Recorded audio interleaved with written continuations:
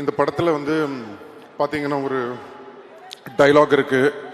இனிமே இங்கே நான் தான் ரங்கராய சக்திவேல்னு. அந்த டைலாக் வந்ததுக்கு அப்புறமா சோஷியல் மீடியாவில் எல்லா இடத்துலையும் வந்து நான் ஒரு விஷயம் பார்க்குறேன்.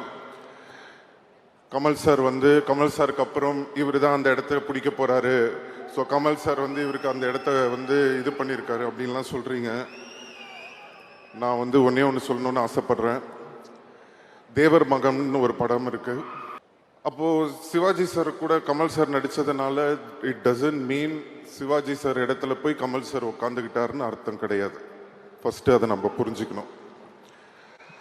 அதோட அர்த்தம் என்னன்னா, சிவாஜி கணேசன் சார் அவர் ஒரு மிகப்பெரிய லெஜண்ட். அவர் இடத்த யாராலையும் பிடிக்க முடியாது. அவருக்குன்னு ஒரு இடத்த அவர் வந்து கிரியேட் பண்ணி வச்சிட்டார்.